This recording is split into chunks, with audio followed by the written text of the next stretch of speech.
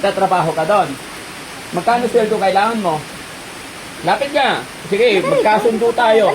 Magkano sweldo kailangan mo? Hindi, yung gusto mo. Ha?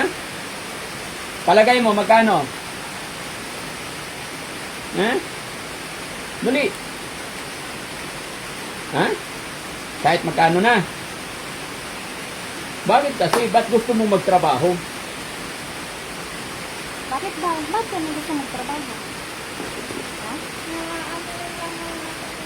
Naiinip ka na dito. O, sige, malapit na yung check-up mo. Pagkatapos mo pa-check up, and then, doon ka muna mag-stay, ha? Kay Mami Rochelle.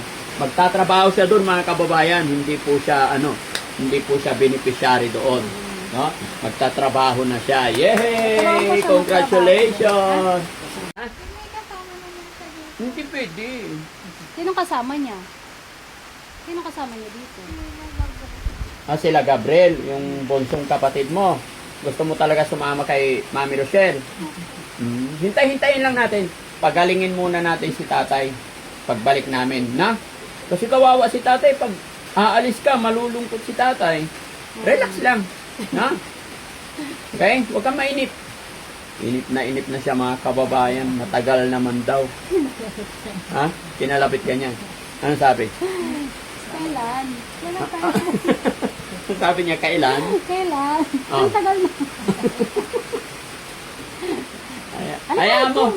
Hayaan mo, magbabakasyon ka Nahiya na doon. tuloy siya. Alika dito. Ha? Alika. Alika mahiya. Huwag kang mahiya. Gusto mo talaga magbakasyon doon. Sige, basta. Maligo ka araw-araw para dadalhin kita doon. Pagagandahin natin yan, ha? Yung hair mo. Ha? Okay? Kasi naawa pa ako kay tatay pag iwanan natin, ha? Kunting tiis pa. Okay? Hindi, ganito na lang. Di ba malapit na yung check-up mo? Ay, sa check-up niya pa. Pagka-check up mo, mag-i-stay ka muna doon. No? Di ba tay? Okay. Sa July yun. Sasamahan ni Ate Linlin muna sa check-up. And then, kahit maiwan ka na doon, okay? So, yun, ganun na lang para pagbigyan natin si Ate Dangdang. No, magtatrabaho na po si Ate Dangdang, mga kababayan, sa Makati. Hindi Makati girl ka na. Ha? Yun. Sige, hintayin natin yun, mga kababayan.